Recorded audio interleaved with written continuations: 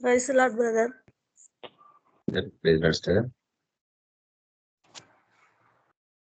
దేవుని పరిశుద్ధ నామానికి కృతజ్ఞతాస్తుతులు స్తోత్రాలు చెల్లిస్తుంటున్నాము. సాయంకాల సమయంలో మరి దేవుడిచ్చిన ధన్యతను బట్టి ఆయన నామానికి మహిమ ఘనత ప్రభావాలు చెల్లిస్తూ మరి దేవుడు ఉదయకాల సమయం నుంచి కాచి కాపాడి ఆయన కృపలో భద్రపరుచుకొని మనలను సజీవ లెక్కలో ఉంచి మరి యొక్క ఆరాధనలో మరి సమకూర్చినందుకు ఆయన నామానికి కృతజ్ఞతాస్తుతులు స్తోత్రాలు చెల్లిస్తుంటున్నాను.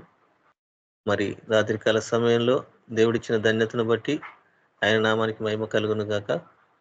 మరి ప్రార్థన ద్వారా ఈ యొక్క స్కైపు ఆరాధనను మనం ప్రారంభించుకుందాం.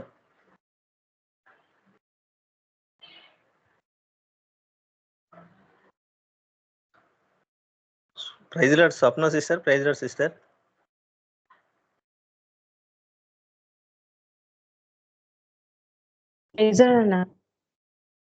మీరు స్టార్టింగ్ ప్రేర్ చేయండి sister. Okay.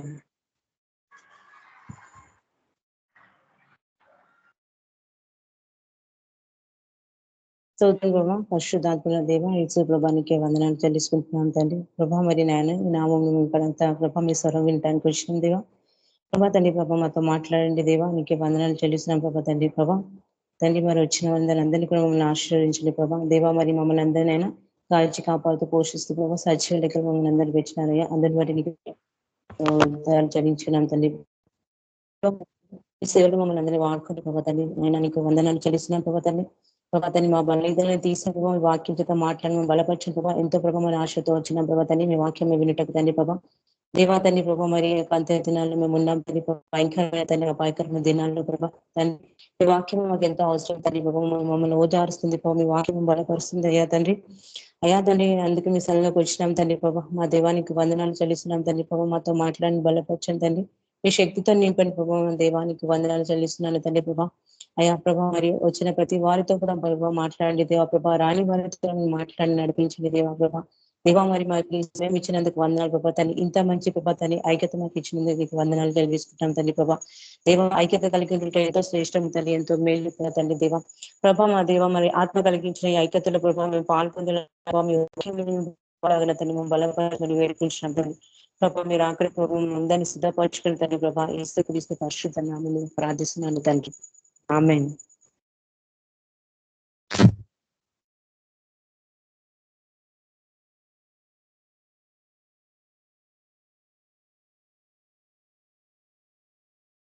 Thank you sister. Praise lord. మరొక పాట పాడుకుందాం. దేవుని నామానికి మహిమ కలుగులాగన. నేనే వాడుతున్నా. నీ దేహమును నమ్మబోకు, మట్టి బొమ్మ ఒట్టి బొమ్మ, ఒట్టి బొమ్మ మట్టి బొమ్మ, శాశ్వతము కాదు సుమా, శాశ్వతము కాదు సుమా, చావునకు లోనవునుగా, మత్యమైనది క్షయమైనది, మరల భూమికి చేరిది, మట్టి బొమ్మ ఒట్టి బొమ్మ, ఒట్టి బొమ్మ మట్టి బొమ్మ, నీ దేహమును నమ్మబోకు, మట్టి బొమ్మ ఒట్టి బొమ్మ, ఒట్టి బొమ్మ మట్టి బొమ్మ, నీటి బుడగ వంటిది, నీటి బుడగ వంటిది, గడ్డి పూను బోలియున్నది, వాడిపోయి రాలునెప్పుడో తెలియరాదు నిజమిది, మట్టి బొమ్మ ఒట్టి బొమ్మ, ఒట్టి బొమ్మ మట్టి బొమ్మ, నీ దేహమును నమ్మబోకు, మట్టి బొమ్మ ఒట్టి బొమ్మ, ఒట్టి బొమ్మ మట్టి బొమ్మ, క్రామకోద మదమత్సరములకు క్రామకోద మదమత్సరములకు నిలయము నీ దేహము. క్రామకోద మదమత్సరములకు నిలయము నీ దేహము. మేలు మరచి కీడు చేయు సహజ గుణము దీనిది. మేలు మరచి కీడు చేయు సహజ గుణము దీనిది. మట్టి బొమ్మ ఒట్టి బొమ్మ, ఒట్టి బొమ్మ మట్టి బొమ్మ. నీవు నీ సొత్తు కాదు, నీవు నీ సొత్తు కాదు. విలువ బెట్టి కొనబడి ఉన్నావుగా. నీవు నీ సొత్తు కాదు, విలువ బెట్టి కొనబడి ఉన్నావుగా. నీ దేహముతో దేవుని మహిమ పరచుము నిత్యము. నీ దేహముతో దేవుని మహిమ పరచుము నిత్యము. ఏసే మార్గము ఏసే సత్యం, ఏసే సత్యము ఏసే నిత్యం. ఏసే మార్గము ఏసే జీవం, ఏసే సత్యము ఏసే నిత్యం. నీ దేహమును నమ్మబోకు, మట్టి బొమ్మ ఒట్టి బొమ్మ, ఒట్టి బొమ్మ మట్టి బొమ్మ. శాశ్వతము కాదు సుమా, సావునకు లోనవునుగా. మత్యమైనది క్షయమైనది, మరల భూమికి చేరిది. Praise lord. అందరికి వందనాలు అన్నా. ప్రైజ్ లాడ్ అన్నా. చంద్రశేఖర్ అన్న. Praise lord brother. అన్నా మీరు వాక్యం తీసుకుందామా? సరే ప్రార్థన చేద్దాం. కళ్ళు మూసుకున్నట్టు. పరిశుద్ధుడగు తండ్రి, సర్వోన్నతుడగు మా దేవ, మీకు సమస్త ఘనత మహిమ ప్రపంచున్నాం. నైనా ఈ ఉదయం నుంచి మమ్మల్ని కాచి కాపాడి సురక్షితంగా ఇంటికి చేర్చేందుకు మీకు వందనాలు. ముఖ్యంగా నైనా ఈ సాయంత్రం సమయం సన్నిధికి వచ్చిన వారిని ఎవరిని తోసిపుచ్చారనే వాగ్దానం ఉంది నైనా. కాబట్టి కనికరించండి, మమ్మల్ని సంపూర్ణంగా స్వీకరించమని ప్రార్థిస్తున్నాం. నాశీలు చేయబడ్డ జీవితం గురించి మేము ధ్యానించిన ఆశగా ప్రభావ మీకు పరిశుధాత్మ నడిపి అందరికి అనుగ్రహించమని. పరిశుద్ధత లేకుండా ఎవరినూ మిమ్మల్ని చూడడానికి వాక్యం సెలవిస్తుంది తండ్రి. అవును ప్రభావ, పరిశుద్ధంగా లేకుంటే ప్రభావ మేము మీతో సంభాషించలేము, మీ స్వరం కూడా వినలేము ప్రభావ. పరిశుద్ధంగా జీవించలేని స్థితిలో ప్రభావ మీ యొక్క ఆత్మ కూడా మమ్మల్ని నడిపించలేదు నైనా. కాబట్టి నైనా మాకు పరిశుద్ధాత్మ సహాయం చాలా అవసరం తండ్రి. ఈ కాలంలో మేము ఎంతో భయంకరమైన దినాలలో ఉంటున్నాం. ఆర్థిక స్థితి పతనం అయిపోతుంది ప్రభావ.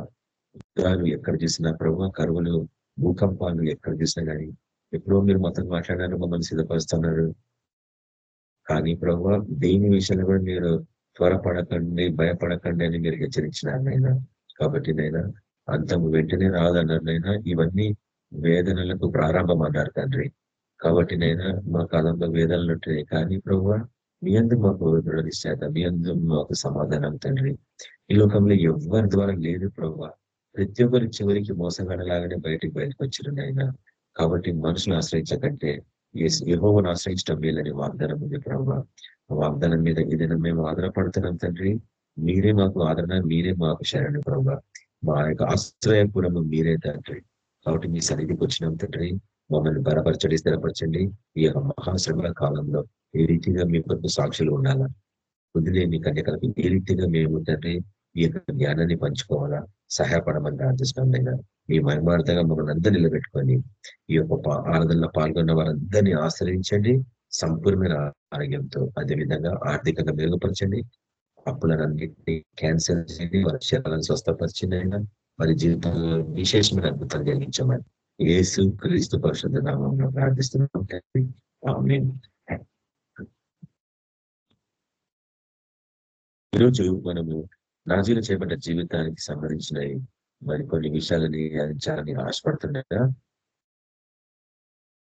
5వ దశకి మనం వచ్చేసినాం.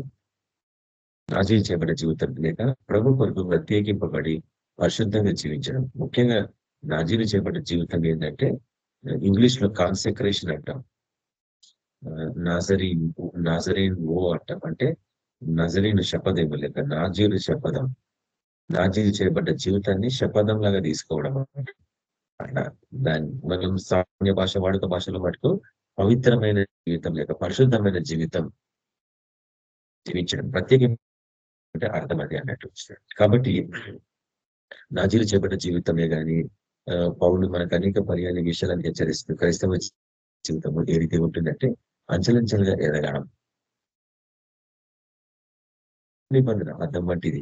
అండ్ నిజ స్వరూపం మనకి క్రీస్తులో ఉంటుంది, ఆయన వాకుల్లో ఉంటుంది, ఆయన చెప్పిన ప్రతి మాటలో ఉంటుంది మనం.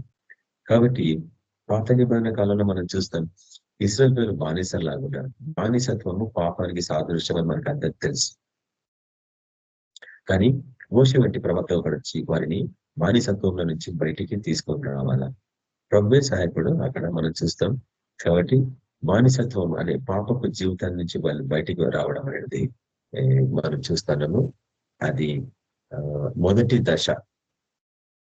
కాబట్టి నాజీలు చేపట్ట జీవితంలో బానిసత్వం నుంచి బయటికి రావాలా. దాని తర్వాత ఎర్ర సముద్రము దాటాల ఉపమాన రీతిగా బాప్తిజం పొందడం అన్నట్టు. ఎర్ర సముద్రము దాటినాక యోర్దాను నది దాటాల. అది పరిశుద్ధాత్మ అభిషేకానికి సాదృశ్యం. కానీ ఇవన్నీ మనకి పాత నిబంధన విధానాలు అన్నట్టు. కాబట్టి బానిసత్వం విడిచిపెట్టాలా, స్వతంత్రులుగా కావాలా అంటే రక్షణ పొందాలా. దాని తర్వాత ఆ యొక్క ఎర్ర సముద్రము దాటాలా అంటే బాప్తిజం పొందుకోవాలి, నీటి బాప్తిజమము. దాని తర్వాత యోర్దన నది దాటాలా, అది పరిశుధాత్మ అభిషేకానికి సాదృశ్యము. దాని తర్వాతనే పాలు తెల్లు ప్రవహించి వాగ్దాన దేశంలో అడుగు పెట్టాలా, అది యుద్ధానికి సాదృశ్యం. కాబట్టి సునాయాసంగా వాళ్ళు పొందుకోలేదు ఏది కూడా, అని పోరాటంతోనే కూడా. ఇది క్రైస్తవ జీవితం అంతా పోరాటం. అందుకే యాకోబుని ఎందుకు ఇక మీదట నీ పేరు ఇస్రాయేల్ అనబడునన్నాడు. ఎందుకంటే ఇస్రాయేల్ అంటే పెనుగువాడు అని అర్థం. పెనుగులాట అంటే ఇంగ్లీష్ లో రెస్లింగ్ అంటాం, లేక కుస్తీ అంటాం. మన తెలంగాణ స్టైల్లో చెప్పాలంటే కుస్తీ పడడం అన్నట్టు. కానీ జీవితం అంతా కుస్తీనే మనకి. అంటే కుస్తీలో ఎట్లా ఉంటదంటే ఎవరికి హాని చేయం కానీ తప్పించుకుంటా ఉంటాం అన్నట్టు. కుస్తీకి అదే నిదర్శనం. అదే నువ్వు కొట్లాడడం అంటే కొట్టడము, చంపడం ఇవన్నీ జరుగుతాయంటే. కానీ రెస్లింగ్ అంటే లేక కుస్తీలో ఏం జరుగుతుందంటే నువ్వు పెరుగులాడుతూనే ఉంటావు కానీ నీ మీదకి ఎటువంటి ఆపద రాకుండా నిన్ను నువ్వు కాపాడుకోవడం. ఈరోజు క్రైస్తవ జీవితంలో లేదు. పాముల వల్లే వివేకులై ఉండడి, పౌరముల వల్లే నిష్కలంకులై ఉండడని ఎందుకు హెచ్చరించిండు దేవుడు? తప్పించుకోవాలా. ఎవడును మిమ్మల్ని మోసపరచకుండా చూచుకొనుడి అన్నాడు. తర్వాత ఏమన్నాడు? పరిశుద్ధ స్థలంలో అపవిత్రమైన వస్తువు నిలిచినప్పుడు దానియేలు ప్రవచనం అది చదువువాడు గ్రహించిన గాక. యూదాలోని కొండలకు పారిపోవాలను అంటే తప్పించుకోవాలా, పారిపోవాలా. కానీ మనము పట్టబడుతున్నాం, తప్పించుకోవాలా. కాబట్టి ఎట్లా తప్పించుకోవాలా? ప్రభు మనకి మార్గాలు విధానాలు నేర్పుతా ఉన్నాడు. కాబట్టి ఆ విధానాల ప్రకారంగా మనము అనుసరిస్తేనే కానీ తప్పించుకోలేదు. ప్రభు నన్ను ఎందుకు ధిక్కరించిన వాళ్ళ చేతికి? ప్రభు ప్రార్థన ఎన్నిసార్లు మనం చేస్తాము. ఎందుకే నాకు ఒకటి దుఃఖకరం అనిపిస్తుంది. ఏంటంటే నువ్వు ప్రార్థించిన ఎందుకు పొందలేని స్థితిలో ఉన్నావు విజయం. ఉదాహరణకి మమ్మల్ని శోధనెత్తేక దుష్టు నుండి తప్పించము అన్న ప్రార్థన చేయమనడా లేదా?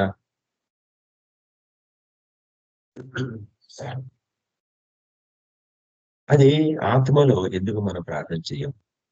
ప్రభా ఇదే నన్ను దుష్టు నుండి తప్పించు ప్రభా అని ఎందుకు ప్రార్థన చేయాలి? ఆ ప్రార్థన గొప్ప జన సమూహానికి సాదృశ్యం అని మనం ఎన్నిసార్లు ధ్యానించడం గతంలో. పోయిన వారం నేను బ్రదర్తో మాట్లాడుతూ ఉన్నాను. కీర్తన గ్రంథము 23వ అధ్యాయము చిన్నప్పుడు మనం సండే స్కూల్లో నేర్చుకుంది కదా. యెహోవా నా కాపరి, నాకు లేమి కలుగదని పాట కూడా పాడతాం. యెహోవా నా కాపరి, నాకు లేమి లేదు, పచ్చిక గల చోట్ల మచ్చికతో నడుపు. కాబట్టి ఎటువంటి ఆపద వచ్చినా భగవాని ఎదుట, ఇవన్నీ మనం వచనాలు చూస్తూ ఉంటాం అక్కడ. కీర్తన గ్రంథము 123వ అధ్యాయంలో. అయితే అక్కడ శ్రమల గుండా దేవుడు మనల్ని నడిపిస్తూ తప్పిస్తా ఉంటాడు. అపాయంలో రానికుండా కాపాడుతా ఉంటాడు. పగవారి ఎదుట నాకు భోజనం సిద్ధపరుస్తాడు. ఇవన్నీ వాగ్దానాలు ఉంటాయి అక్కడ. ఆ 23వ అధ్యాయం అంతా గొప్ప జన సమూహము చేసే ప్రార్థన. కానీ 24వ అధ్యాయము 1,44,000 మందికి సంబంధించిన బోధ. ఎందుకంటే 24వ అధ్యాయంలో ఏముంటుంది తెలుసా? ఆయన పరిశుద్ధ పర్వతము ఎక్కదగిన వాడు ఎవడు? ఈ మధ్యన ఒక పాట రాసింది దాని మీద. యెహోవా పర్వతము ఎక్కగలవాడు ఎవరు అని. నీతిమంతులే, పరిశుద్ధులే, హృదయ శుద్ధి గలవారే ఎక్కగలరు. కాబట్టి అవి అంచెలంచెలుగా ఎదిగే దశలు అన్నట్టు. నీతిమంతులుగా తయారు కావాలా, పరిశుద్ధంగా తయారు కావాలా, నీ హృదయం పరిశుద్ధంగా తయారు కావాలా, నీ చేతులలో అపవిత్రత ఉండద్దు అంటే రక్షణ పొందినాక నీతిమంతంగా తయారు చేయబడుతున్నావు. ఎవరు తయారు చేస్తున్నారు? యేసుప్రభువే. దాని తర్వాత పరిశుద్ధంగా నీ హృదయం శుద్ధీకరించబడాలా వాక్యం చేతనే. ఎందుకంటే అది బలిపీఠం. అక్కడ దేవుడు నిన్ను కలుసుకోవాలనుకుంటున్నాడు నీ హృదయంలో. దాని తర్వాత నీ చేతులు అంటే దాని తర్వాత రక్షింపబడి పరిశుధాత్మ అభిషేకం పొందుకొని బలి పశువులాగా బలి అర్పించబడ్డాక నువ్వు ఈ లోకాతీతంగా జీవించద్దు. అది పరిశుద్ధమైన హస్తాలు అన్నట్టు, పవిత్రమైన హస్తాలు అన్నట్టు. ఆ హస్తాలతోనే కదా అన్ని తప్పిదములు చేస్తూ ఉంటాం, మనం మోసం చేస్తూ ఉంటాము. కాబట్టి ఇంత ఇంత చిటికేడంత లేక ఒక ఆవగించడంత అపవిత్రత ఉన్నా నువ్వు ఆయన పర్వతం ఎక్కలేవు. అందుకే యెహోవా పరిశుద్ధ పర్వతాన్ని ఎవరు ఎక్కగలరు అంటే నేను ఖచ్చితంగా చెప్పగలను, నాజీరు చేయబడి అంతవరకు సహించిన వాడే. ప్రతి భక్తుడు పాత నిబంధన పుస్తకాలలో చూస్తాము. ప్రతి భక్తుడు ఒక ఇద్దరు తప్ప ప్రతి భక్తుడు దేవా నాకెందుకు ఈ శ్రమ అన్నవాళ్లే. తర్వాత నేను చనిపోతే బాగుంటది ప్రభువా అన్నవాళ్లే. ఏలియా అనలేదా?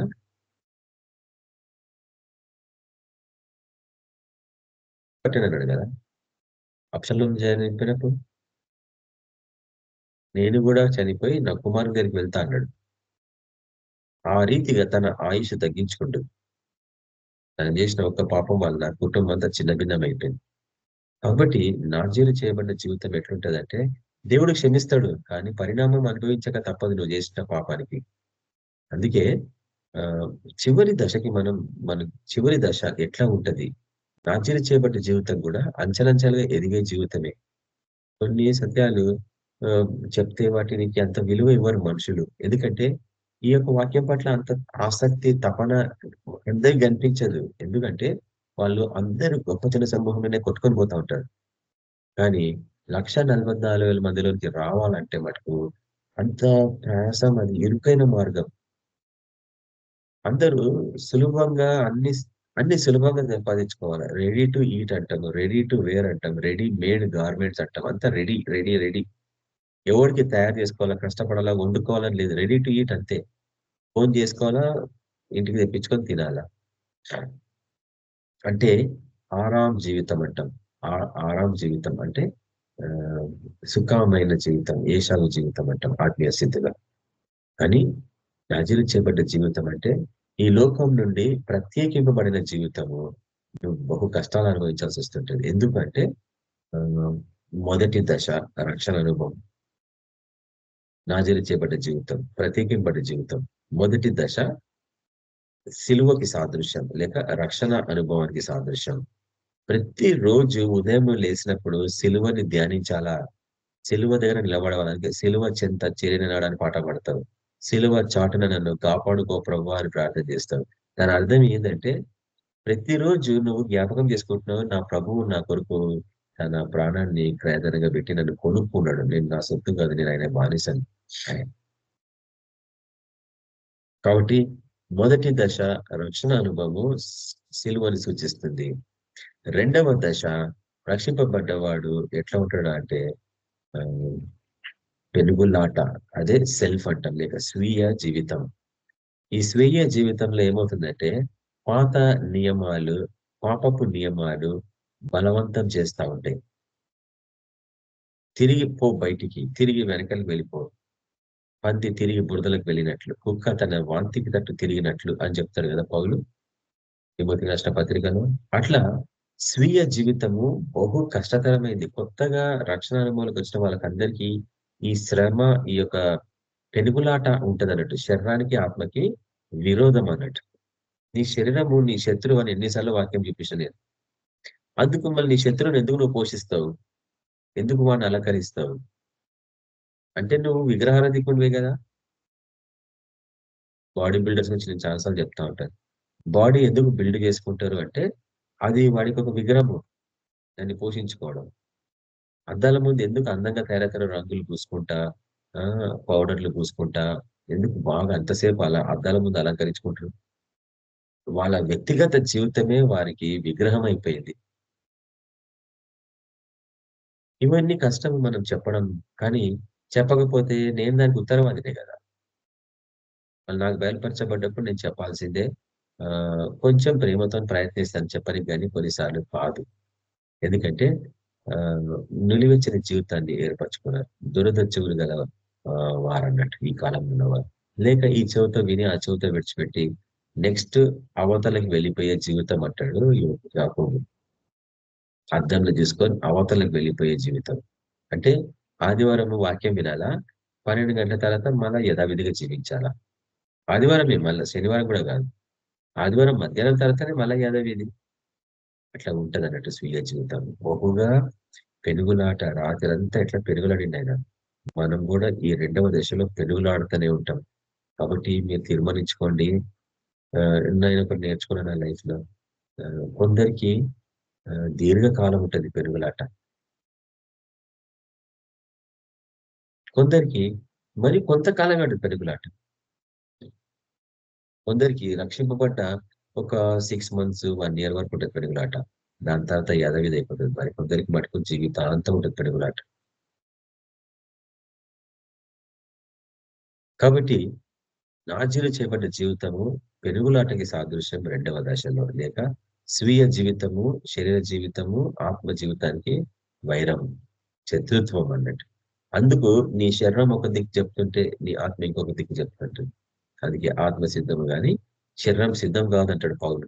అదే పెనుగులాటకు సంబంధించిన జీవితం. కానీ ఎప్పుడైతే నువ్వు నీ శరీరాన్ని ఛేదించుకుంటావో, అందుకే మనం అనేకలు చెప్తా ఉంటాం.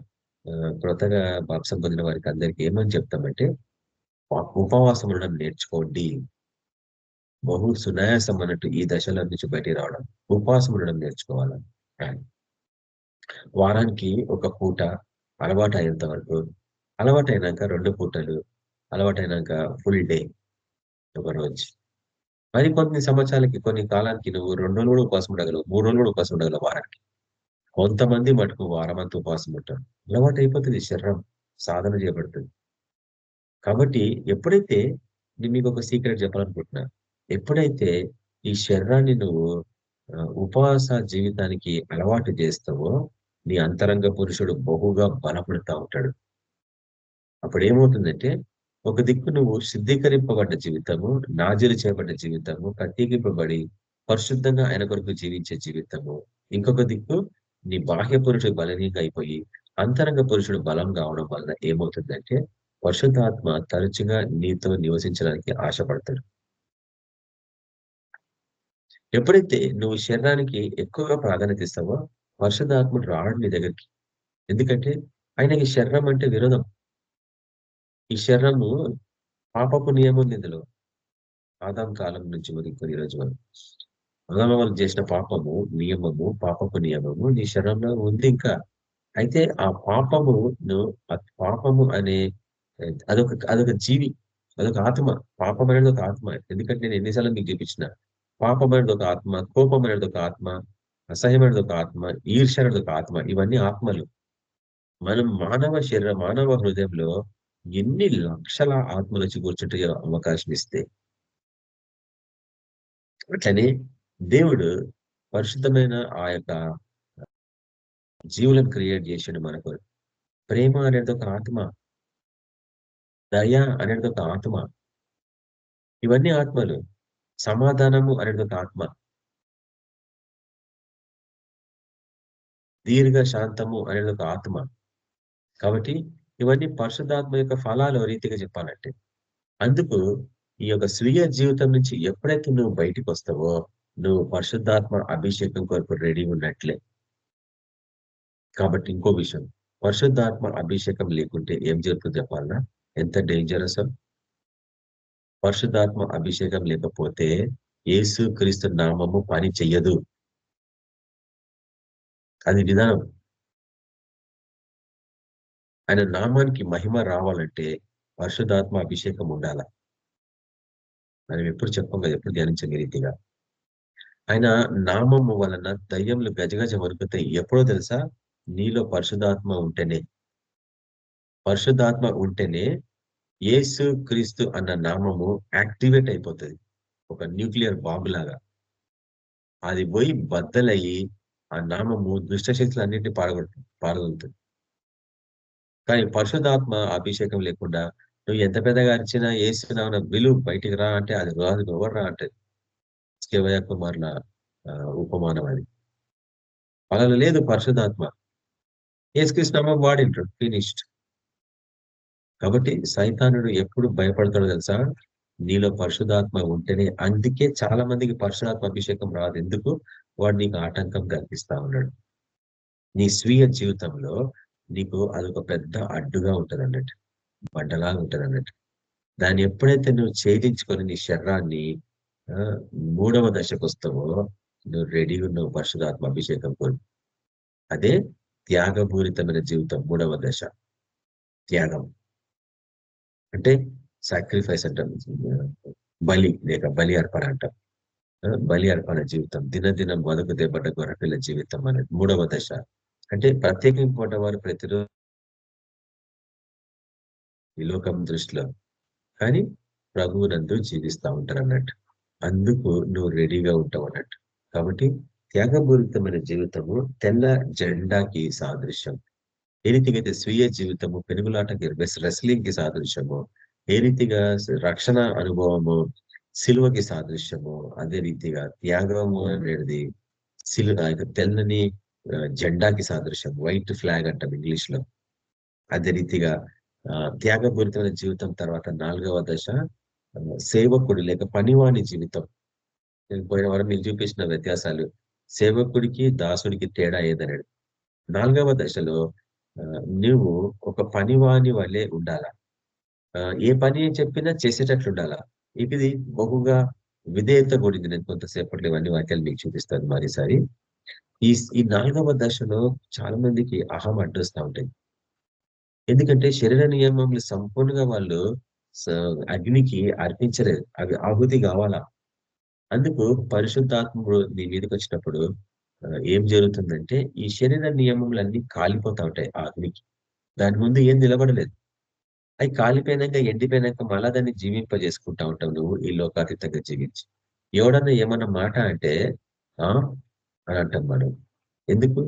నువ్వు ఇంకా చావలేదు అన్నట్టు, నువ్వు ఇంకా సాక్రిఫైస్ త్యాగం చేసుకోలేదు అన్నట్టు. 3వ దశ నుంచి నువ్వు ఇంకా బయటికి రాలేదన్నట్టు. ఈ రోజు సేవకుల బలైనది ఏం తెలుసా? త్యాగం లేదు. పెరుగులాట నుంచి వచ్చింటారేమో బయటికి, కానీ త్యాగపూరితమైన జీవితం లేదు. వాళ్ళు ఏమీ కూడా త్యాగం చేయరు.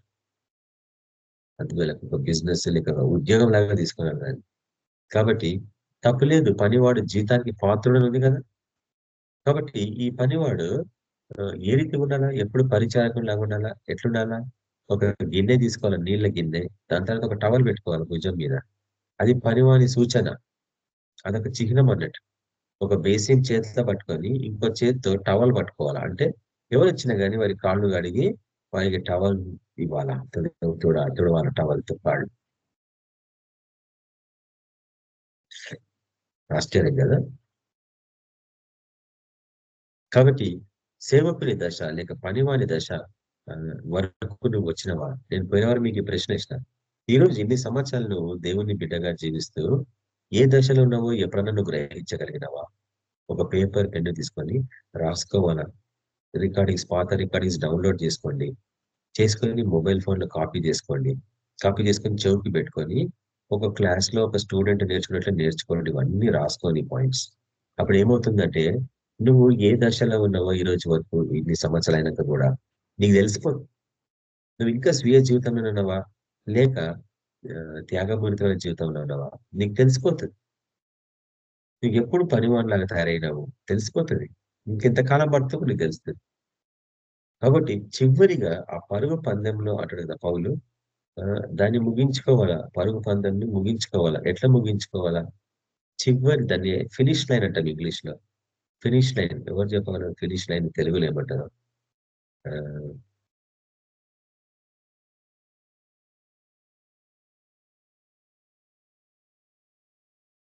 ముగింపు పంక్తి అంటాం. రన్నింగ్ రేస్‌లో చివరి లైన్ ఉంటది. ఆ చివరి లైన్ వరకు దాటాల. అంటే ఆహ్, స్టార్టింగ్ లైన్ దాటినాక చివరికొచ్చేది చివరి లైన్. ఆ చివరి లైన్ నువ్వు ఇంత టచ్ చేసి ముందుకు వెళ్ళిపోతే నువ్వు గెలిచినట్లు అన్నట్టు. కాబట్టి నాజీరు చేయబడ్డ జీవితము లేక పరిశుద్ధంగా ఆయన కొరకు ప్రత్యేకింపబడిన జీవితంలో నువ్వు ముగింపు పంక్తికి లేక ముగింపు దశకి గీతకి రావాలా. అంటే ఫినిషింగ్ లైన్ అంటాం దాన్ని. లాస్ట్ లైన్ నీ పందెంలో. ఈ ఫినిషింగ్ లైన్‌నే మనము దాసుని జీవితం అంటాం. కాబట్టి పోయిన వారము బహు దీర్ఘంగా మనం చూసినాం. దాసుని జీవితం ఏం తెలుసా? వాడి చేతిలో ఒక సుత్తే ఉంటుంది. దాని తర్వాత దాన్ని ఏమంటారు? ఒలి అంటారేమో. ఆ! ఒలి, సుత్తె. అంటే వాడు రెడీగున్నాడు ఏ పని చేయనీకన్నా అని అర్థం అన్నట్టు. రాళ్ళు కొట్టురా అంటే రాళ్ళు కొట్టాలా? గోడకి రంధ్రాలు కొట్టురా అంటే రంధ్రాలు కొట్టాలా? ఎనీ టైమ్ రెడీగుండాలన్నట్టు. కాబట్టి సుత్తె మరియు ఒలికి సాదృశ్యం అన్నట్టు బానిసత్వపు జీవితం. మనం ప్రతి క్షణము సిద్ధంగా ఉండాలన్నట్టు. తర్వాత పోయిన వారం నేను మీకు అనేకమైన విషయాలు చూపించిన బానిసత్వపు జీవితానికి సంబంధించిన ముఖ్య విషయాలు ముఖ్యంగా మొదటిదిగా క్రీస్తుకు మాదిరిగా జీవించేవాళ్ళు. ఎందుకంటే ఆయననే దాసుని రూపాన్ని ధరించుకొని వచ్చిండని మనం చూసినాం పోయిన వారం. కాబట్టి మన ప్రభువే దాసుని రూపాన్ని ధరించుకొని వచ్చిండు కాబట్టి ఆయన ఒక మోడల్ మనకి. నీ హీరో ఎవరంటే ఎవ్వడు లేడు యేసువే తప్ప. ఆత్మీయ జీవితంలో యేసువే తప్ప నీకు ఎవరున్నారు హీరో? ప్రకృతి సహజంగా చూస్తే హానోకు ఉండాలి నీకు హీరో. ఎందుకంటే 3 సంవత్సరములు ఆయన దేవునితో నడిచిండు. మనలాగానే కదా ఆయన కూడా మనిషి. ఆయన కూడా మనలాగానే జీవించిండు, పెళ్లి చేసుకున్నాడు, పిల్లల్ని కన్నాడు. మెతుషెల కదా ఆయన కొడుకు. హనోకు కొడుకు మెతుషెల. మెతుషెల కొడుకు లెమెకు. లెమెకు కొడుకు నోవాహు. కాబట్టి నాశనం చేయబడ్డ జీవితము ముఖ్యంగా బానిసత్వము. బానిస ఇతరులకు ఇతరులు కొనుక్కున్నవాడు అన్నట్టు బానిస అంటే. బానిసలను కొనుక్కునేటోళ్ళు గతంలో. డబ్బులిచ్చి కొనుక్కునేవాళ్ళు. ఈ రోజు కూడా పని మనిషికి డబ్బులిచ్చి తెచ్చుకుంటున్నారు. ఉపమాన రీతిగా చెప్పాలంటే. బానిస అంటే నువ్వేదో వాళ్ళని కష్టపెట్టి వాళ్ళ మీద బరలు పెట్టడం అనేది కాదు. బానిస అంటే నీ కొరకు ఒకడు సంపూర్ణంగా సమర్పించుకున్నవాడు అని అర్థం. అట్లనే బానిసత్వపు జీవితము క్రైస్తవ జీవితంలో యేసు ప్రభు కొరకే సంపూర్ణంగా సమర్పించబడ్డ వారం. ఎందుకంటే కేవలం చూసిన మనము మొదటి కొరింథీయులకు రాసిన పత్రిక 6వ అధ్యాయంలో 19వ వచనంలో మన శరీరము దేవుని ఆలయము. మీ శరీరము దేవుని ఆలయం అని మీకు తెలియదా? మీరు క్రయధనము పెట్టి కొనబడ్డవారు అన్న విషయం మీకు తెలియదా అంటాడు. కాబట్టి మన శరీరాలు ఆయన కొనుక్కున్నాడు. తన జీవితాన్ని క్రయంగా పెట్టి కొనుక్కున్నాడు కాబట్టి మనము ఆయన సొత్తు. కాబట్టి ఆయన మనకి స్వాతంత్రం ఇచ్చిండు. మళ్ళీ ఈ లోకం నుంచి స్వాతంత్రం ఇచ్చినప్పుడు నువ్వు ఆయనకి బానిసమవుతావు కదా! ఎవడు నీకు విమోచన ఇస్తే ఆయనకే నువ్వు బానిసవు అన్నట్టు. అది విధానము మొదటి కొరింథీయులకు రాసిన పత్రిక 7వ అధ్యాయంలో మనం పోయిన వారం చేసినాం 22వ వచనం, 23 వచనాలలో. అదే రీతిగా రోమిలకు రాసిన పత్రిక 6వ అధ్యాయంలో కూడా చూస్తున్నాం. ఎప్పుడైతే నువ్వు పాపము నియమాల నుంచి విడుదల పొందుతావో నువ్వు దేవునికే బానిసమవుతావు. లేకపోతే పాపానికి బానిసమవుతావు అనే వాక్యం అక్కడ మనం చూసినాం పోయిన వారం. కాబట్టి నువ్వు క్రీస్తుకు మాదిరి లేక ఒక మోడల్‌గా తయారు కావాల. బానిసత్వపు జీవితం అంటే. చాలా మంది బైబిల్‌లో మనం చూస్తాము. నాకు ఇది ఒకటి ఆశ్చర్యం అనిపించింది ఇవన్నీ విషయాలు చూస్తా ఉంటే ఏంటంటే అపోస్తలందరూ వారి పరిచయలో బానిసగా పరిచయం చేసుకున్నట్లే చూస్తాను నేను ఎక్కడైనా వాక్యాలు. ఈరోజు కొన్ని చూపిస్తాను మీకు చూడండి. యాకోబు రాష్ట్ర పత్రిక 1వ అధ్యాయం 1వ వచనంలో ఆయన ఏమని మాట్లాడుతుంది చూడండి. దేవుని యొక్కయు ప్రభువైన యేసుక్రీస్తు యొక్కయు దాసుడైన యాకోబు,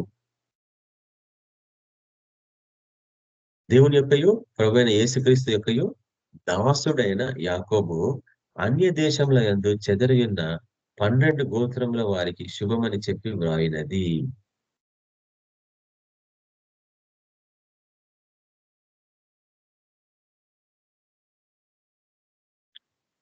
అదే రీతిగా పేతురు తను తాను పరిచయం చేసుకుంటాడు. 2వ పేతురు రాష్ట్ర పత్రిక 1వ అధ్యాయం 1వ వచనం. ప్రతి అధ్యాయంలో ప్రతి పుస్తకాలు ఇదే చూస్తూ ఉంటాం. 1వ అధ్యాయం 1వ వచనం చూడండి. ఇప్పుడు పేతురు రాష్ట్ర 2వ పత్రిక 1వ అధ్యాయం 1వ వచనం. దేవుని యొక్కయు ప్రభువైన యేసుక్రీస్తు యొక్కయు దాసుడైన, ఇందాక మనం చూసినాం యాకోబు గురించి కదా, ఇప్పుడు పేతురు గురించి చూస్తున్నాం. యేసుక్రీస్తు దాసుడును అపోస్తలునైన సీమోను పేతురు. చూడండి, వాళ్ళందరూ అట్లా పరిచయం చేసుకున్నప్పుడు నువ్వు చేసుకోగలవా? నేను చెప్తున్నాను, ఏ సేవకుడు అట్లా చేసుకోవడం నేను గమనించలేదు, ఒక్కరిని తప్ప. కాబట్టి నిన్ను చేసుకోగలవా? నేను క్రీస్తు దాసుని అని నువ్వు పరిచయం చేసుకోగలవా? నేను క్రీస్తు దాసురాలను అని పరిచయం చేసుకోగలవా? పేతురు ఇక్కడ పరిచయం చేసుకుంటున్నాడు. యేసుక్రీస్తు దాసుడును అపోస్తలుడైన సీమోను పేతురు మన దేవుని యొక్కయు రక్షకుడైన యేసుక్రీస్తు యొక్కయు నీతిని బట్టి మా వలనే అమూల్యమైన విశ్వాసం పొందిన వారికి శుభమని చెప్పి వ్రాయినది. కాబట్టి పేతురు కూడా తను తాను ఆ రీతిగా పరిచయం చేసుకుంటాడు. ఏమని? నేను యేసుక్రీస్తు దాసుడను. రోమిల రాష్ట్ర పత్రిక 1వ అధ్యాయం 1వ వచనాలు చూడు, పౌలు ఏ రీతిగా పరిచయం చేసుకుంటాడు. యేసుక్రీస్తు దాసుడను అపోస్తలుడుగా ఉండుటకు పిలబడిన వారును అంటే ఇక్కడ చెప్తున్నాడు, ఎవరు దాసులు అంటే దేవుని కొరకు నాజీరు చేయబడి చివరి వరకు పరిచర్య కొరకు పిలబడ్డవారు వీళ్ళందరూ. చాలా మంది కొందరిని పిలిచి కొందరిని పిలవలేదంటాడు. కానీ కాదు, అందరిని పిలిచాడు కానీ కొందరే స్పందించారు. పిలబడ్డవారు అనేకులు, ఏర్పరచబడ్డవారు కొందరే. ఎందుకు? చివరి వరకు సహించారు కలిపి ఏర్పరచబడ్డవారు. ఆయన పిలిచింది మనకు అందరినీ, పక్షపాతం లేదు ప్రభులో. ఫిలిప్పీల రాష్ట్ర పత్రిక చూడండి, 1వ అధ్యాయం 1వ వచనంలో మరోసారి జ్ఞాపకం చేసిన అతను, ఫిలిప్పులో ఉన్న క్రీస్తు యేసునందలి సకల పరిశుద్ధులకును అధ్యక్షులకును పరిచారకులకును క్రీస్తు యేసు దాసులైన పౌలును. చూడండి, ప్రతి ఒక్కరు అపోస్తలులందరూ ఇంతవరకు మనం చూసిన వాక్యాల్లో వాళ్ళందరూ కూడా నేను యేసుక్రీస్తు దాసుడను అని పరిచయం చేసుకుంటారు. కానీ నేను చంద్రశేఖర్ బ్రదర్ని, వాళ్ళని సిస్టర్ నేను పరిచయం చేసుకుంటారా? ఎక్కడ చూడం కదా మనం ఇన్ని వాక్యాలు చేస్తున్నాం.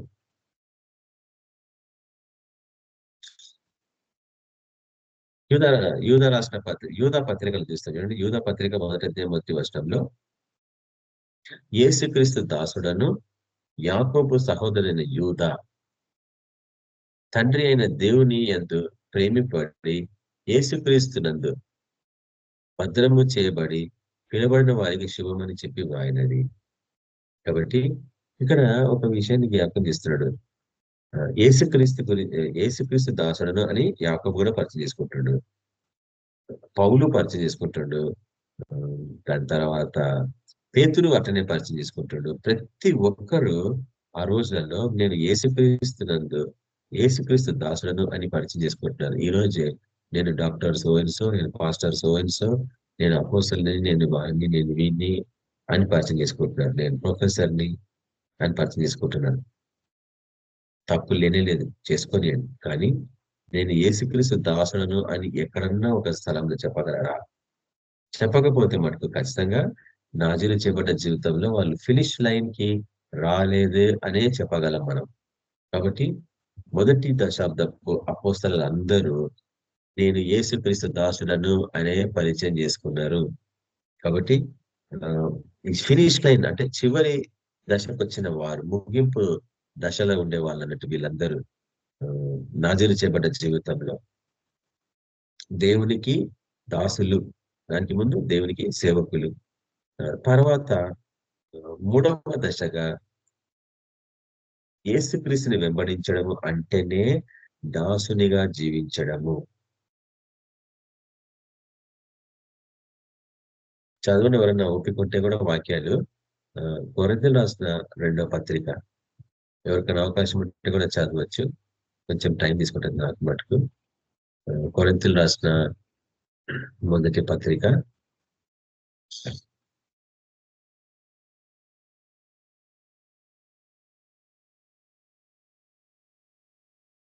2వ పత్రిక కొరింథీయులకు రాసిన 2వ పత్రిక 2వ పత్రిక 2వ అధ్యాయం. కొరింథీయులకు రాసిన 2వ పత్రిక 2వ అధ్యాయం 4వ వచనం నుంచి మీకు దుఃఖము కలగవలనని కాదు గాని మీ ఎడల నాకు కలిగిన అత్యధికమైన ప్రేమను మీరు తెలుసుకునవలనని నిండు ప్రేమతోనూ మనోవేదనతోనూ ఎంతో కన్నీరు విడిచచ్చు మీకు వ్రాసి తిని. ఏమని చెప్పండి, ఏమని ఆయన చెప్తుంది ఇక్కడ అంటే ఆ యొక్క దాసుడు అనేవాడు ఎట్లా జీవిస్తాడు అన్న విషయాన్ని అక్కడ జ్ఞాపకం చేస్తాడు. చూడండి ఇప్పుడు ఎవడైనను దుఃఖము కలగజేసి యునియనను నాకు మాత్రము కాదు కొంత మటుకు మీకందరికీ దుఃఖము కలగజేసి ఉన్నాడు. నేను విశేష భారము వారి మీద మోపబోరక ఈ మాట చెప్పుచున్నాను. అంటే దీన్ని ఒక రకంగా శిక్షలాగా తీసుకుంటున్నాను అన్నట్టు. బానిసత్వపు జీవితము అట్లా ఉండాలా అంటే నేను క్రీస్తుకి బానిసను అని చెప్పుకోవడం అంటే అర్థం ఏంటంటే ఎన్ని వేదనలు అనుభవించాలా, ఎన్నో శ్రమలు అనుభవించాలా. మనోవేదన అంటే నీ హృదయంలో మానసికంగా నువ్వు ఎంతో కష్టపడతా ఉంటావు అన్నట్టు. మనోవేదన అంటే అర్థం అది కన్నీరు విడిచేవాడు అన్నట్టు. కాబట్టి ఎంతగా కన్నీళ్లు విడిచిండు పౌలు అనేది అంటే ఆయన కన్నీళ్లు విడుతూ బాగా ప్రార్థన చేసేవాడని నేను నేర్చుకుంటున్నాను. కాబట్టి 2 కొరింథీయుల రాసిన పత్రికలో చూస్తున్నాం సమస్తాన్ని క్రీస్తు కొరకు సమర్పించుకుంటారు. అందుకే మొదటి దశలో ఈ ఫినిష్ అయినాక బానిసత్వపు జీవితం లేక క్రీస్తుకు బానిసగా జీవించే వారి మొదటి దశ ఏంటంటే క్రీస్తుకు మాదిరిగా జీవించడం. ఆయన నీతిగా దాసంగా ఉండడం మనం కూడా అట్లా ఉండాలి. రెండవదిగా ఆయనని వెంబడించడం అంటే దాసునిగా పరిచర్య చేయడమే. కాబట్టి ఈ రీతిగా చూస్తే చాలా మంది ఆయనకి సేవకులు దాసుని రూపం ధరించలేదు అంటే వాళ్ళు నిజంగా సేవలు లేరని అర్థం. వాళ్ళు సేవ చేయలేని స్థితిలో ఉన్నారు అన్న విషయాన్ని ఆ వాక్యం మనకి జ్ఞాపకం చేస్తుంది. మొదటి కొరింథీయుల రాసిన పత్రికలో ఒక వాక్యాన్ని మనం చూస్తాం. ఇప్పుడు చూడండి, మొదటి కొరింథీయుల రాసిన పత్రిక 9వ అధ్యాయము. మొదటి కొరింథీయుల రాసిన పత్రిక 9వ అధ్యాయము 19వ వచనం.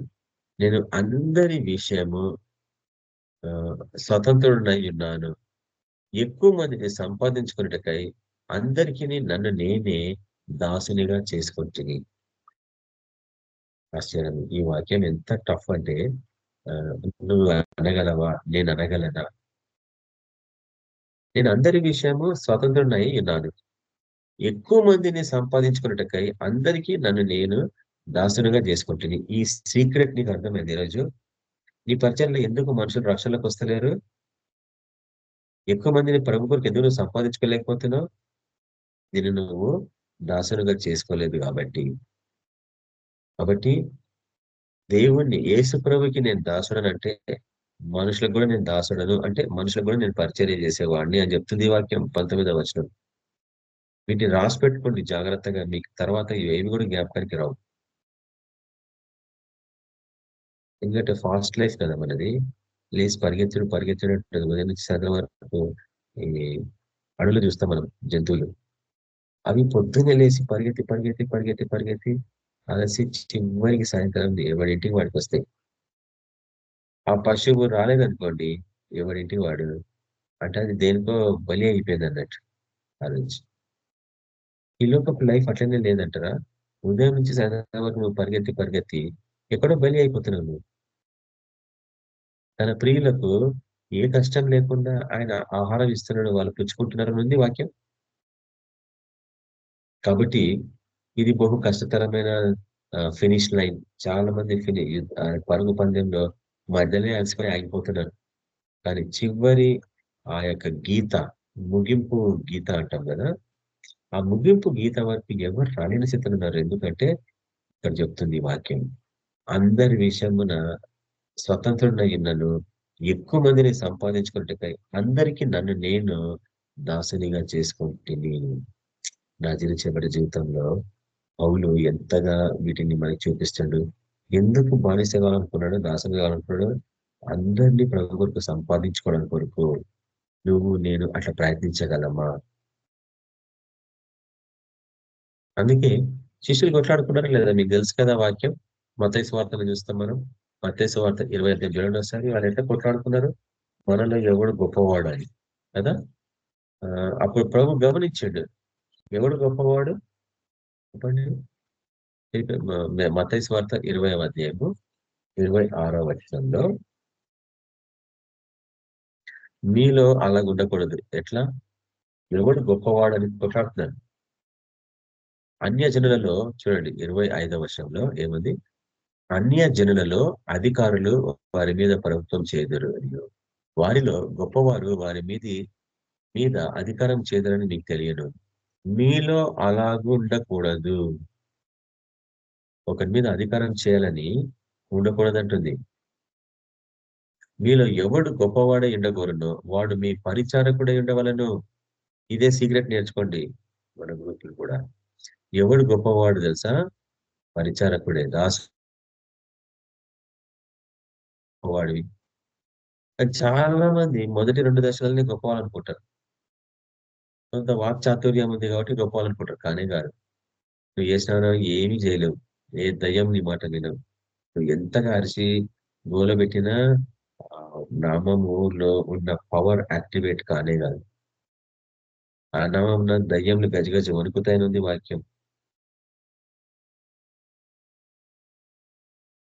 కాబట్టి మీలో ఎవడు ముఖ్యుడై ఉండగోరడో వాడు మీ దాసుడై ఉండవలేను. కాబట్టి గొప్పవాడు ఎవడు తెలుసా? దాసుడు. ఈ సృష్టిలో గొప్పవాడు మన ప్రభు ఒక్కడే. ఆయన దాసుడు ఈ లోకంలోకి వచ్చిండు. ఇప్పుడు నీ దశ. నువ్వు నాజీరించబడ్డ జీవితపు చివరి దశకి అనుభవానికి వచ్చినవా? నువ్వు దాసుని స్వరూపం కలిగి జీవించడం నేర్చుకోవాలా. సంపూర్ణంగా దాసుగా తయారు కావాలా. ఉపగొద్దు నీకు కోపము బయటికి పెంచుకొని రావద్దు. దాసునికి కోపం ఉంటుందా చెప్పండి? ఉండదు. వాడు సేవకుడు ఏం తెలుసా? పని మనిషికి ఉదాహరణ చెప్తాను. పని మనిషి ఎట్లుంటది? ఇల్లు కడుగుతుంది, తుడుస్తుంది, బాసన్లు కడుగుతుంది, బట్టలు ఉతుకుతుంది, ఆరేస్తుంది, గాయమైపోతుంది. దాసుడు అట్లా కానే కాదు. వాడు 24 గంటలు అక్కడే ఉంటాడు. ఇట్లా ఎంత తేడా చూడండి సేవకునికి దాసునికి. అంటే పాస్టర్లకి దాసులకి తేడా అదే. పాస్టర్లు ఏమో సేవకులు, పరిచారకులు, టైం ఉంటుంది వాళ్ళకి. మళ్ళీ ఫుల్ టైం అనే చెప్పుకుంటారు కానీ ఏ రోజు ఫుల్ టైం ఉండరు వాళ్ళు. చెప్పండి, ఎవడు ఫుల్ టైం ఇక్కడ ఉన్నాడు? దాసుడా, పాస్టరా? ఇతరులకు సేవ చేసేవాడు ఫుల్ టైం ఉండడం ఇక్కడ వాక్యం కదా. కాబట్టి అలాగే మనుష్య కుమారుడు పరిచారము చేయించుకున్నటకు రాలేదు కానీ పరిచారము చేయుటకును అనేకులకు ప్రతిగా విమర్శన ప్రయత్నంగా తన ప్రాణం ఇచ్చుటకును వచ్చాను. అది మన ప్రభు యొక్క పిలుపు. అని ఈ లోకానికి ఎందుకు వచ్చిండు? ఒక దాసుని స్వరూపం, ఒక దాసునిగా జీవించాడు. కేవలం రావడమే కాదు, ఆ రీతిగా జీవించాడు, మాదిరిగా జీవించాడు అనేసి ఆయనలో ఎంత హ్యూమిలిటీ ఉందో. అంటే తగ్గింపు జీవితం గురించి మాట్లాడుతూ పౌలంటుడు, నీలో అటువంటి తగ్గింపు ఉందా? చూడండి ఒకసారి ఫిలిప్పీయులకు రాసిన పత్రిక 2వ అధ్యాయము. ఫిలిప్పీయులకు రాసిన పత్రిక 2వ అధ్యాయం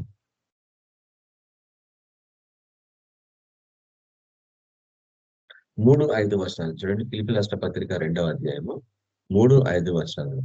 కక్ష చేతనైనను వృధా అతిశయము చేతనైనను ఏమీ చేయక వినయమైన మనసు గలవారై ఒకరికొకడు తనకంటే యోగ్యుడని ఎంచుకొనుచు మీలో ప్రతివాడును తన సొంత కార్యములను మాత్రమే గాక ఇతరుల కార్యములు కూడా చూడవలెను. ఎందుకంటే ఇతరుల కార్యం చేసేది ఏదో తెలుసా? క్రీస్తు యేసులో కలిగిన మనసు మీరును కలిగి ఉండాలి. అది చాలా మందికి తెలియదు ఈ వాక్యం. చాలా మంది ఏమంటాడు, ప్రభా క్రీస్తు యేసు కలిగిన మనసు నాకు కూడా అనుగ్రహించి ప్రభు అంటాడు. అది ఏందా మనసు తెలుసా? ఇతరుల కార్యం చేయడం, ఇతరులకు సహాయపడడం, ఇతరులకు బానిసగా జీవించడం, ఎట్లైనా కానీ వాడిని ప్రభుత్వం నడిపించడం. ప్రతివాడు తన సొంత కార్యం గాక ఇతర కార్యం చూడాలని అదే క్రీస్తు కలిగిన మనసు. ఇవి అర్థం కాక అంతా మనుషులు ఎటెటో కొట్టుకొని పోతున్నారు గాలికి, సముద్ర జలానికి. కాబట్టి నేను ఇంకా ముగింపుకు వచ్చేస్తాను. ఈ రోజుతో ఈ యొక్క వాక్యము ముగించుతున్నది. వచ్చే నేను అనుకుంటే ఇంకొక పార్ట్ జరగచ్చు మనకి, కానీ ఇప్పుడు టైము ఇంకొక 5 minutes మనం ముగించాలా, ఎందుకంటే 40 minutes మనం 45 minutes అనుకున్నాం వాక్యాన్ని. కాబట్టి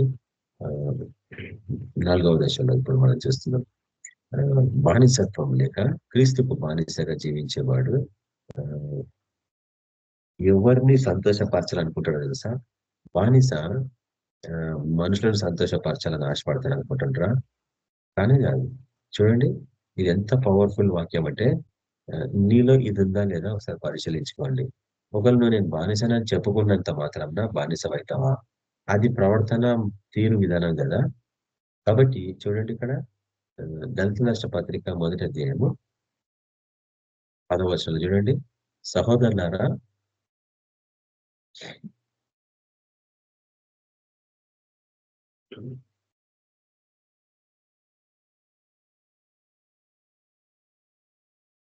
రాష్ట్ర పత్రిక 1వ అధ్యాయము 10వ వచనం, ఇప్పుడు నేను మనుషుల దయను సంపాదించుకొని చూచుచున్నానా, దేవుని దయను సంపాదించుకొని చూచుచున్నానా? ఈ రెండు ఆపోజిట్ అన్నట్టు బాగా అర్థం చేసుకోండి. మనుషుల దయనా, దేవుని దయనా? ఏది సంపాదించుకోవాలని ఆశపడుతున్నాను అంటున్నాడు.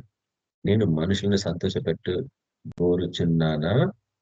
నేను ఇప్పటికీ మనుషులను సంతోషపెట్టేవాడనైతే క్రీస్తు దాసుడను పోవుదును.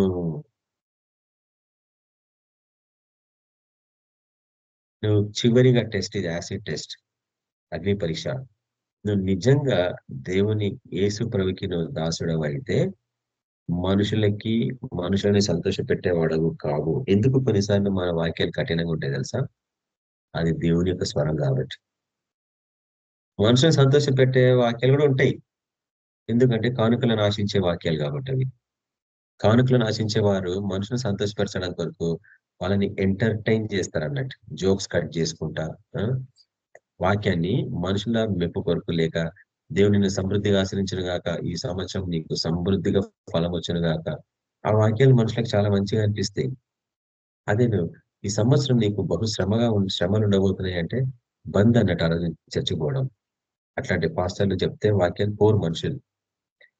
నీ కుటుంబానికి ఉపద్రవం రాబోతుంది, త్వరగా ఆయన సన్నిధికి రండి, సమర్పించుకోండి, ప్రార్థన పూర్వకంగా జీవించండి. అట్లాంటి వాక్యాలు మనుషులకు ఇష్టం ఉండదు. దేవుని సమృద్ధిగా ఆశిస్తాడు, నీకు ఐశ్వర్యం ఇస్తాడు, బిల్డింగ్స్ ఇస్తాడు, ఇండ్లు ఇస్తాడు, భూములు ఇస్తాడు, మంచి ఫలం ఇస్తాడు, కార్లు, మేడలు. ఇటువంటివి అయితే చాలా ఇష్టం మనుషులకి. అది బానిసత్వ జీవితం కానే కాదు కదా.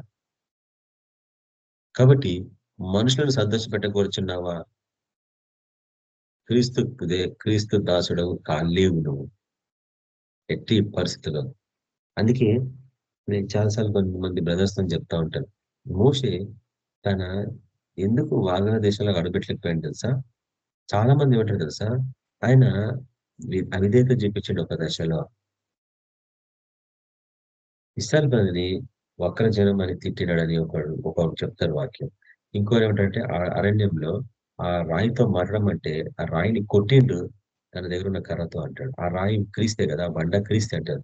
అంటే యేసులోని కట్టెతో కొట్టినాడు, తన తండ్రి దాన్ని భరించలేడని కొంత చెప్తారు వాక్యం. మీరేం చెప్తారు చెప్పండి వాక్యం? ఇవి 2 రకాల బోధలు. నేను చూపించిన 2 కావని.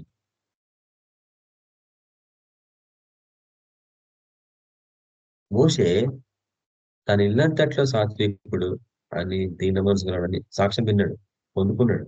కానీ ఆయన ఎందుకు వాగ్దాన దేశంలో అడుగుపెట్టలేకపోయాడు తెలుసా? మనుషులని సంతోషపరచడానికి చివరికి వంగాల్సి వచ్చింది అతను. దేవునికి ప్రతినిధిగా ఉండేవాడు, నేను దేవుడిగా నిలబెట్టా అన్నాడు, అహరోనుని నీకు ప్రవక్తలాగా పెట్టా అన్నాడు. అంటే దేవుడు మనిషికి దైవత్వపు దశ స్థితి అనుగ్రహించాడు.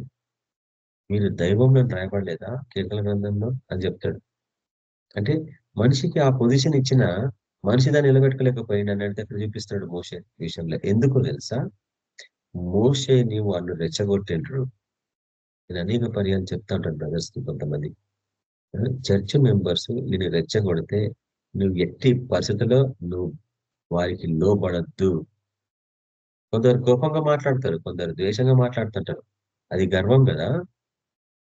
నాకు గుర్తింపు రాలేదు, నన్ను గుర్తించలేదు అని అంటారు. అది గర్వానికి సాదృశ్యం కదా. కాబట్టి అటువంటి దశలో వాళ్ళ మాటలు విని నువ్వు బహుగా డిప్రెషన్కి వెళ్ళిపోతావు. మోషే డిప్రెషన్కి వెళ్ళిపోయాడు.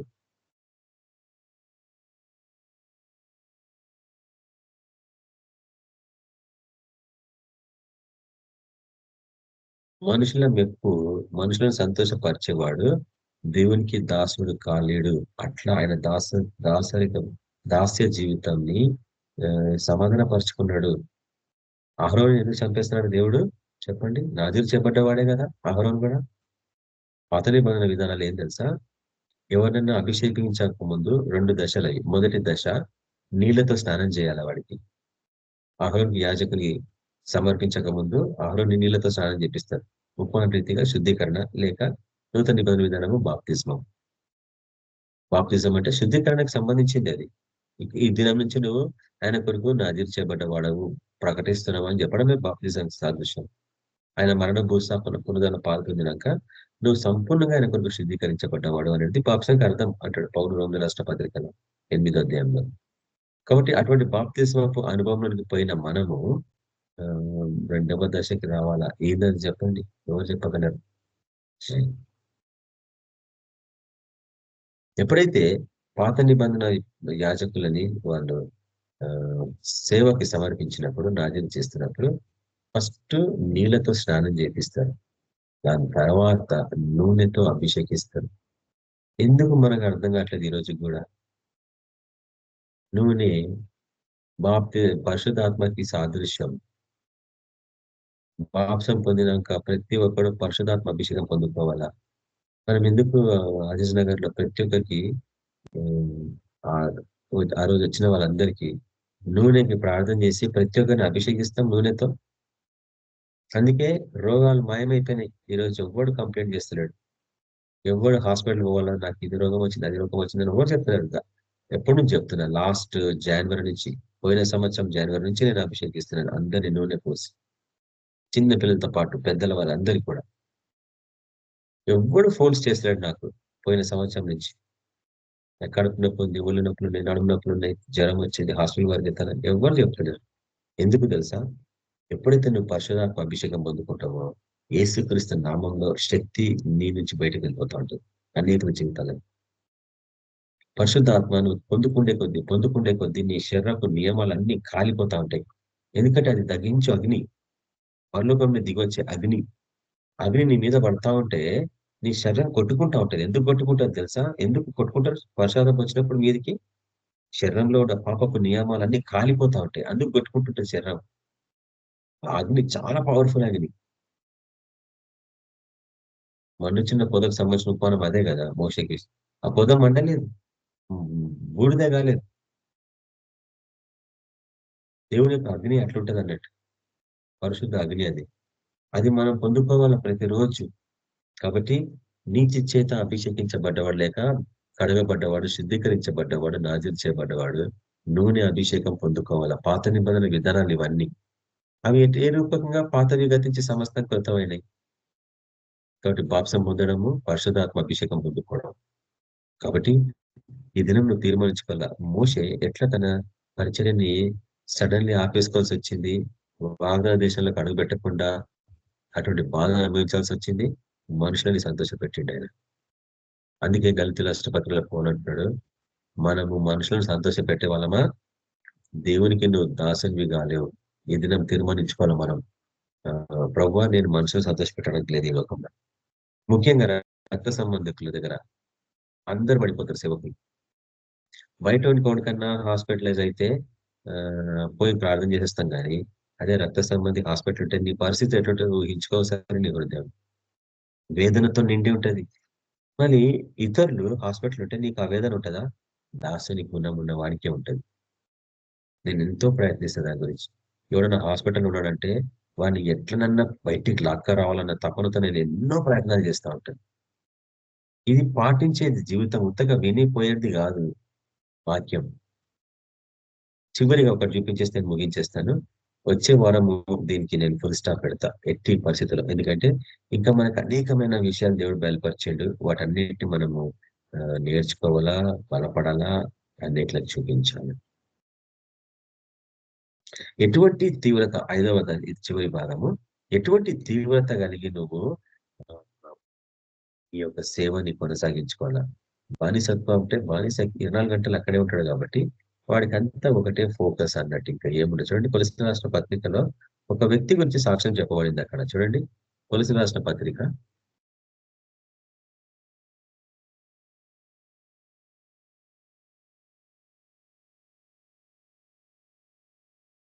కొలసి రాష్ట్ర పత్రిక 4వ అధ్యాయము 12వ వచనం నుంచి చూద్దాం. కొలసి రాష్ట్ర పత్రిక 4వ అధ్యాయము 12వ వచనం నుంచి చూడండి. మీలో 12వ వచనం నుంచి మీలో ఒకడును క్రీస్తు యేసు దాసుడైన ఎపప్రా మీకు వందనములు చెప్పుచున్నాడు. ఇక్కడ ఒక వ్యక్తి గురించి సాక్ష్యం చెప్పబడుతుంది. ఏం తెలుసా? మీరు సంపూర్ణను ప్రతి విషయంలో దేవుని చిత్తమును గూర్చి సంపూర్ణ ఆత్మ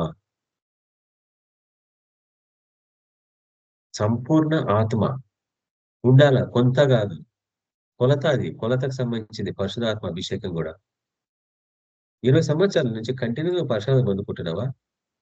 30 సంవత్సరాల నుంచి పరిశుధాత్మ పొందుకుంటున్నావా? ఇది సంపూర్ణంగా కావాలా నీ కాలంలో? చిన్నప్పటి నుంచి పరిశుధాత్మ అభిషేకం ఉన్న పిల్లలు ఉన్నారు, మధ్యలో ఆపేసుకున్న వాళ్ళు ఉన్నారు, యవనస్తులు ఆరంభించుకొని ఆపేసుకున్న వాళ్ళు ఉన్నారు. కానీ నువ్వు కంటిన్యూస్ గా 30-40 సంవత్సరాలు ప్రతి రోజు పరిశుధాత్మ అభిషేకం పొందుకుంటున్నావా? నేను చెప్తున్నా మీకు, ఆ రీతిగా పొందుకుంటే మీ దగ్గరికి ఏ రోగాలు రావు. నువ్వు సమాధాన పడితేనే శరీరము ఉపముతుంది, అప్పుడు రోగాలకు ఓపెన్ అయిపోతుంది డోర్స్. ఈ ఎప్పప్రా గురించి సాక్ష్యం ఇస్తున్నాడు ఇక్కడ చూడండి. నేను ఆయన ఆయన కూడా క్రీస్తు దాసుడే. యేసుక్రీస్తు దాసుడైన ఎప్పప్రా మీకు వదనాలు చెప్తున్నాడు. ఎట్లా? మీరు సంపూర్ణను ప్రతి విషయంలో దేవుని చిత్తమును గూర్చి సంపూర్ణ ఆత్మ నిశ్చయత గలవారునై నిలుకడగా ఉండవలనని ఇతడు ఎల్లప్పుడూ మీ కొరకు తన ప్రార్థనలో పోరాడుచున్నాడు. చెప్పండి, మన గ్రూప్స్ లో ఎవరన్నా ఇట్లా పోరాడుతున్నారా ఇతరుల గురించి?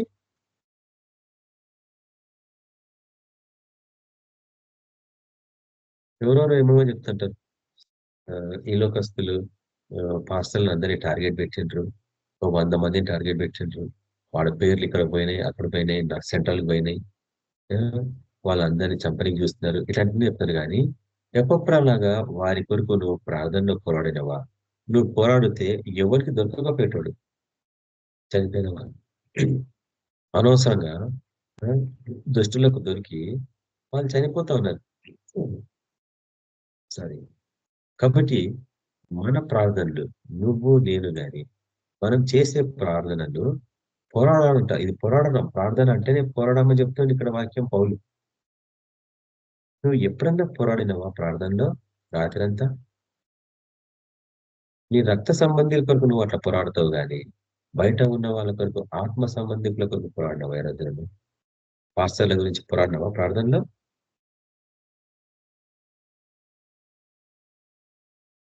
మన దేశ ప్రజల గురించి ప్రార్థనలో ఎప్పుడన్నా పోరాడినవా?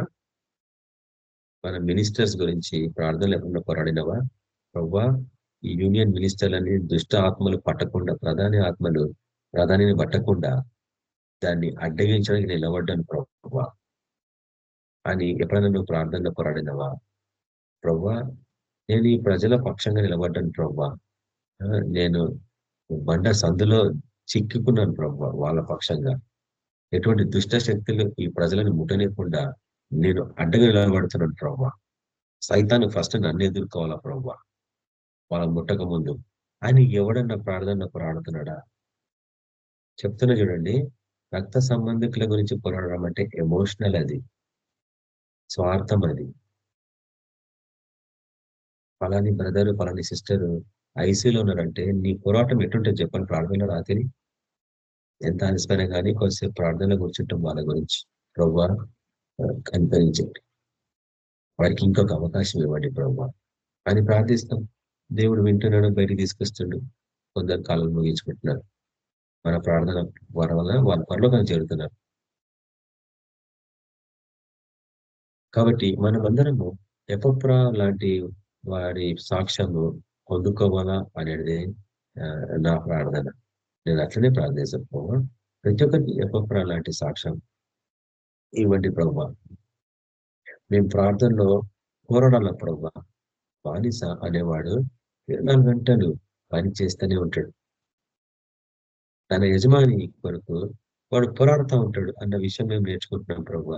ఆ పని ముగించేంత వరకు ఎట్లా ఉంటాడు చూడండి. చివరిగా తీతుకు రాసిన పత్రిక చూపించి నేను ఆపేస్తాను. ఇంకా తీతుకు రాసిన పత్రిక 2వ అధ్యాయంలో ఎట్లా నువ్వు చివరి వరకు పోరాడాల. తీతుకు రాసిన పత్రిక 2వ అధ్యాయము 14వ వచనం.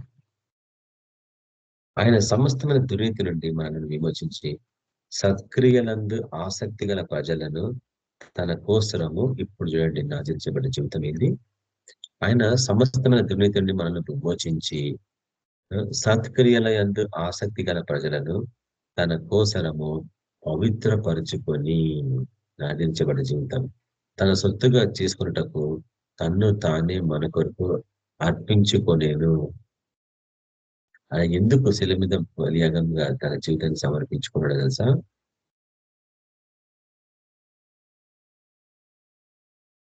సత్క్రియల యందు ఆసక్తి గల ప్రజలుగా తయారు చేసుకోవడం కొరకు.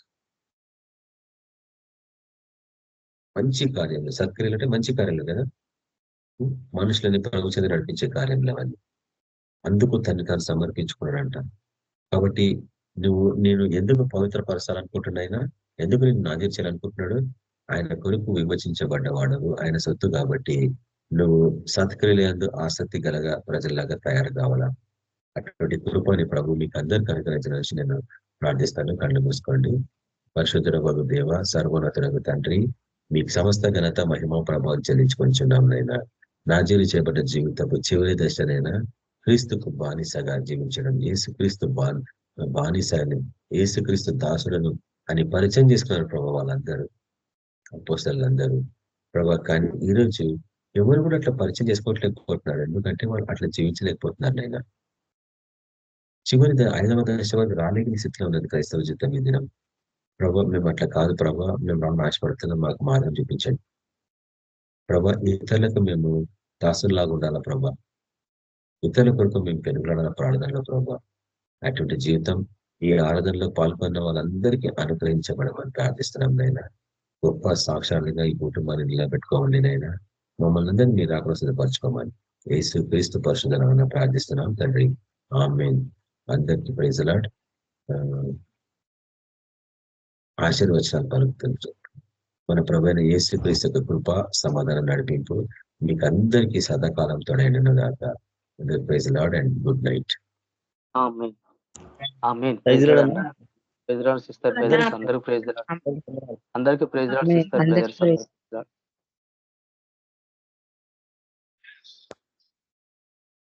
అందరికీ praise the lord sisters, praise the lord.